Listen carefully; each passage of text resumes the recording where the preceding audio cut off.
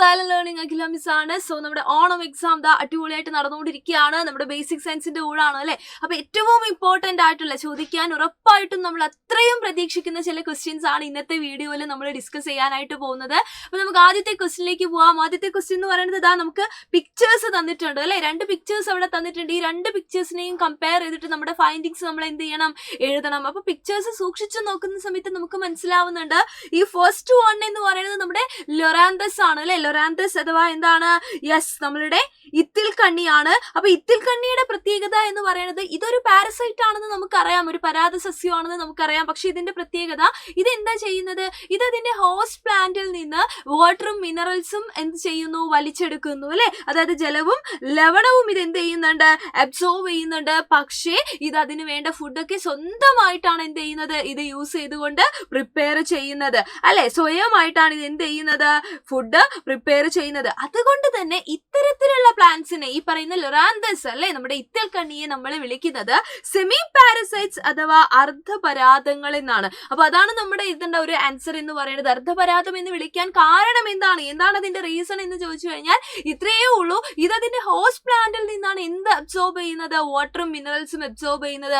അത് യൂസ് ചെയ്തുകൊണ്ട് ഇത് സ്വന്തമായിട്ട് എന്ത് ചെയ്യുന്നുണ്ട്, ഫുഡ് പ്രിപ്പയർ ചെയ്യുന്നുണ്ട്. സോ ലൊറാന്തസ് അഥവാ ഇത്തിൽ കണ്ണി എന്ന് പറയുന്നത് എന്തിന് എക്സാമ്പിൾ ആണ്, ഒരു സെമി പാരസൈറ്റ് അഥവാ അർദ്ധപരാതങ്ങൾക്ക് എക്സാമ്പിൾ ആണ്. എന്നാൽ ഈ പറയുന്ന നമ്മുടെ മൂടില്ലാത്ത ആളിയെ നോക്കുക നിങ്ങൾ. മൂടില്ലാത്ത ആളി എന്ന് പറയുന്ന സമയത്ത് അതിന്റെ പ്രത്യേകത എന്താ, അതിനെ നമ്മൾ വിളിക്കുന്നത് ടോട്ടൽ പാരസൈറ്റ് എന്നാണ്. അതായത് പൂർണ്ണപരാതങ്ങൾ അല്ലെ, പൂർണ്ണപരാതങ്ങൾ എന്നാണ് നമ്മൾ വിളിക്കുന്നത്.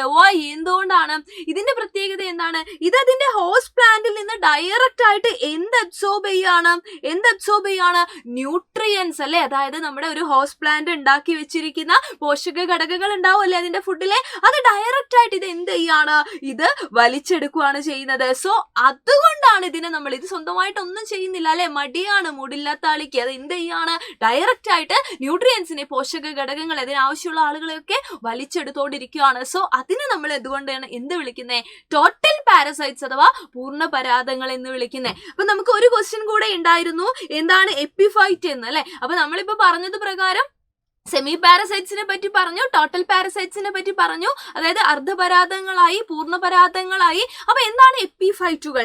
എപ്പിഫൈറ്റുകൾ എന്ന് പറഞ്ഞു കഴിഞ്ഞാൽ അതിന്റെ പ്രത്യേകത എന്താണ്, യെസ്, ഇത് എന്ത് ചെയ്യുന്നില്ല, ഹോസ്റ്റ് പ്ലാന്റിൽ നിന്ന്, ഇത് താമസിക്കുന്ന ചെടിയിൽ നിന്ന് ഒന്നും ഇതിന് വേണ്ട. പക്ഷെ ഇത് എന്തിനു വേണ്ടിയിട്ടാണ് അങ്ങനെ ഡിപ്പെൻഡ് ചെയ്യുന്നത്, ഫോർ ഹാബിറ്റേറ്റ് അല്ലെ. അതായത് അതിനെന്ത് ചെയ്യാൻ പറ്റണം, അവിടെ താമസിക്കാൻ പറ്റണം. അപ്പൊ വാസസ്ഥലത്തിനായിട്ട് മാത്രം ദേ depend on host plants only for habitat. അങ്ങനെയുള്ള ചെടികളെയാണ് നമ്മൾ എന്ത് വിളിക്കുന്നത്, എപ്പിഫൈറ്റ്സ് എന്ന് നമ്മൾ വിളിക്കുന്നത്. നമ്മുടെ ഓർക്കിഡ്സ് ആയിക്കോട്ടെ അല്ലെ, മരവാഴകൾ ആയിക്കോട്ടെ, ഇതൊക്കെ എന്തിന് എക്സാമ്പിൾ ആണ്, എപ്പിഫൈറ്റുകൾക്ക് എക്സാമ്പിൾ ആണ്. ചെറിയ വേരുകൾ മരവാഴയെ മരത്തിൽ പറ്റിപ്പിടിച്ചു വളരാൻ സഹായിക്കുന്നു.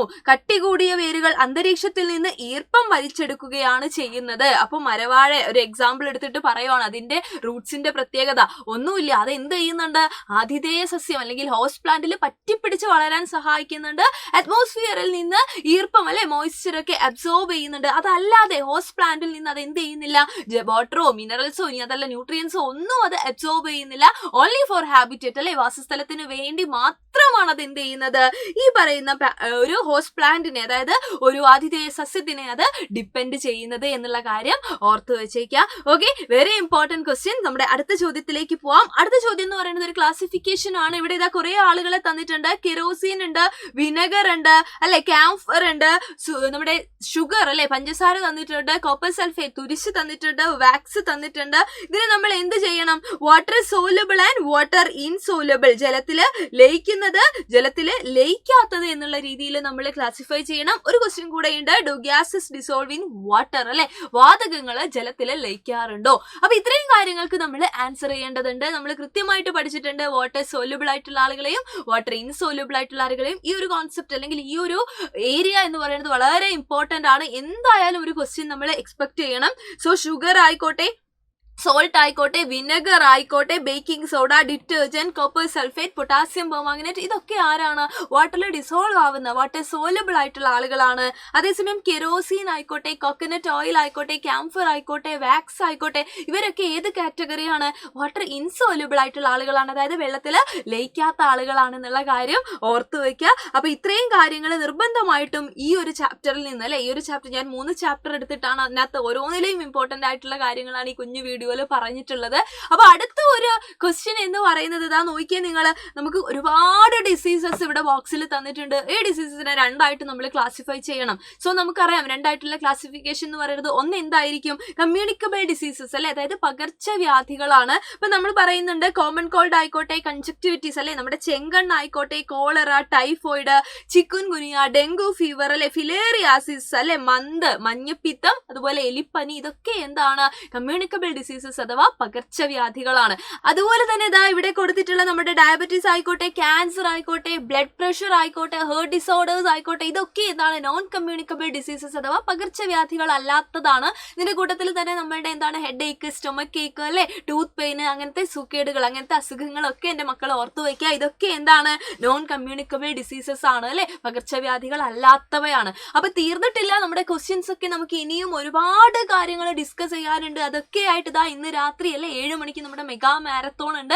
അപ്പൊ എല്ലാവരും മറക്കാതെ തന്നെ നമ്മുടെ ലൈവിൽ ജോയിൻ ചെയ്യണം. നാളത്തെ മോർണിംഗ് ബൂസ്റ്ററൂടെ കഴിഞ്ഞിട്ടേ നമ്മൾ എക്സാമിനൊക്കെ പോകുന്നുള്ളൂ. സോ എക്സാം ഒക്കെ അടിപൊളിയായിട്ട് നമുക്ക് പുതിയ പാറ്റേൺ അനുസരിച്ചുള്ള ക്വസ്റ്റ്യൻസ് ഒക്കെ നമുക്ക് ഇനിയും എന്ത് ചെയ്യണം? ഒരുപാട് ഡിസ്കസ് ചെയ്യേണ്ടതുണ്ട്. അതോടൊപ്പം ഒരു കാര്യം പറയുകയാണ്, നമ്മുടെ പൃഥ്വി ബാച്ചിൽ ജോയിൻ ചെയ്തിട്ടില്ല എന്നുണ്ടെങ്കിൽ 10% ഡിസ്കൗണ്ട് ഉണ്ടായിരുന്നു, അല്ലെ, ഫ്രീഡം ഓഫർ. അത് എക്സ്റ്റെൻഡ് ചെയ്തിട്ടുണ്ട് 23-ാം തീയതി വരെ. സോ എത്രയും പെട്ടെന്ന് തന്നെ മക്കൾ എന്ത് ചെയ്യുക? അഡ്മിഷൻ എടുക്കാൻ വേണ്ടിയിട്ട് നോക്കുക. അതോടൊപ്പം നമ്മുടെ വാട്സ്ആപ്പ് ചാനലിന്റെ QR കോഡാണ്. അപ്പൊ എക്സാം ആണ്, ഫ്രീ നോട്ട്സ് ഒക്കെ വേണം നമുക്ക്, അല്ലെ, നോട്ട്സ് കാര്യങ്ങളൊക്കെ കിട്ടിയാലേ നമുക്ക് പഠിക്കാൻ പറ്റുള്ളൂ. അപ്പൊ നിങ്ങൾ എന്ത് ചെയ്യുക? ഇത് സ്കാൻ ചെയ്തിട്ട്, ഈ QR കോഡ് സ്കാൻ ചെയ്തിട്ട് നമ്മുടെ ചാനലിലേക്ക്, നമ്മുടെ വാട്സ്ആപ്പ് കമ്മ്യൂണിറ്റി ഗ്രൂപ്പിൽ നിങ്ങൾ ജോയിൻ ചെയ്യാം.